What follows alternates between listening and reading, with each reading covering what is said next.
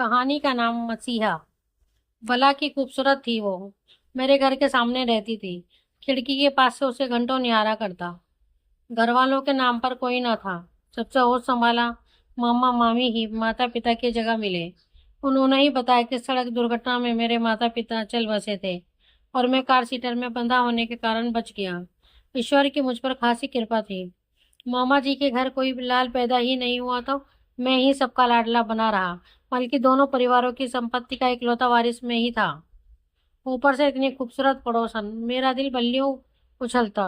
कई बार उससे बात करने की कोशिश भी की, पर वो नाक पर मक्खी तक न बैठने देती है। खैर, लड़कियां टीन एज में खामोश सी हो जाती हैं, यही सोचकर मैंने खुद को समझा लिया था। इंटर की परीक्षा देकर आगे की पढ़ाई के लिए सेट के रिजल्ट का इंतजार कर रहा था कि उन्हीं दिनों उसके 10वीं की बोर्ड परीक्षा का प्रवेश पत्र आया। सेंटर मेरे स्कूल में पढ़ा था। ये बात उसके पिता ने ही बताई और कहा कि मैं और आंटी जॉब के लिए जाते हैं, तुम ही संजना को सेंटर छोड़ आना। मैंने उस दिन उसका नाम जाना था। इतना प्यारा नाम, संजना, हाँ वही तो मेरा आशियां सजाने वाली थी। अब एक नया काम मेरे हिस्से में आ गया। अपने नाम के साथ उसका नाम जोड़कर नोटबुक में लिखता रहता, संजना प्लस शिवम। नाम से ही लगता मानो हम एक दूजे के लिए ही बने थे। उम्र का वह दौर भी तो वैसा ही होता है। पहले के लोग गलत नहीं थे जो आग फूस की दूरी बनाकर रखते थे। अब मैं अपनी बाइक से भी प्यार करने लगा था। उस पर संजना जो बैठने वाली थी, वो भी अजीब मिट्टी की बनी थी। चुपचाप आकर बैठ जाती और सीधी स्कूल गेट के अंदर चली जाती। वापसी में भी वही स्थिति थी। हाँ या ना के लिए भी सिर हिलाकर जवाब देती। मेरा बड़ा दिल चाह करता कि एक बार उन हसीन लबों से अपना नाम ही सुन लूं।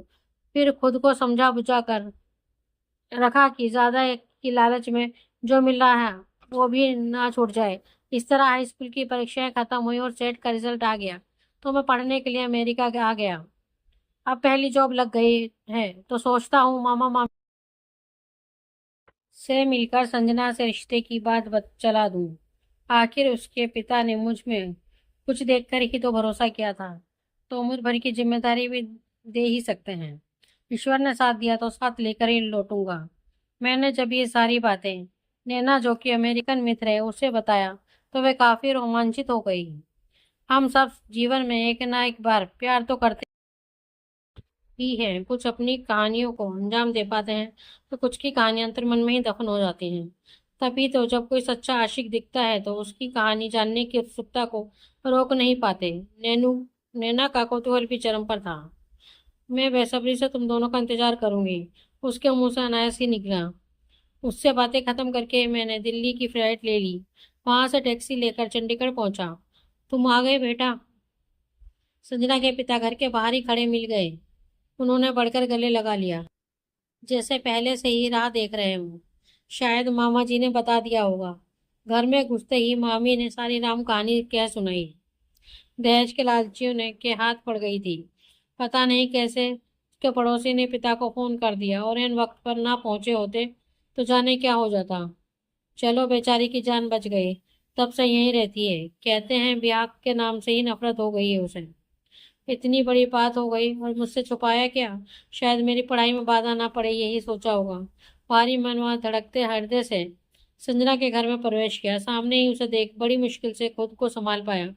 खूबसूरत तो पहले ही थी, ऊपर से काली नागिन सी चोटी घुटनों तक आ गई थी। चेहरे पर अब भी वही तटस्थता, जैसे कोई नाराजगी हो। कैसी हो? क्यों पूछ रहे हो?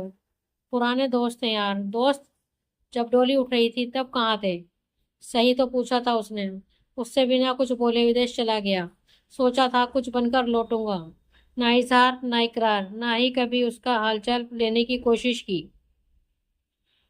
अरे बेटा, चाय पीकर जाना, कहकर संजना की माँ ने बिठा लिया। उनकी आवाज से तंद्रा टूटी तो संजना के हाथों की चाय पीने की ललक ने रुकने पर मजबूर कर दिया था। फिर अंकल ने बताया कि दहेज के भूखे भेड़िए कैसे नकाब में घूमते हैं, पहचानने में भूल हो गई बेटा। खुद कहा, एक जोड़ी कपड़े में बच्ची को भेजिए, हमें कुछ भी नहीं चाहिए, पर बच्ची को सताते रहे। मैं तो मौत के मुंह से निकाल कर लाया हूं उसे। कैसी ऐसा था कि तुरंत तलाक मिल गया। चाय के साथ संजना सामने थी, खूबसूरत मेहंदी लगे हाथ जो अक्सर ख्वाबों में आते और नींद से जगा कर चाय पिलाते थे, उसकी जगह एक जले हुए हाथ का प्याला। जब मुझ तक पहुंचा तो चाय अलग से न उतर पाया।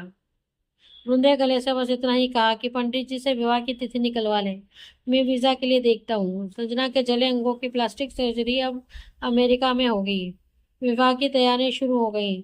जाने क्या था हम दोनों के बीच कि बगैर बोले ही मोहन ने प्यार का संदेश पहुंचा दिया था।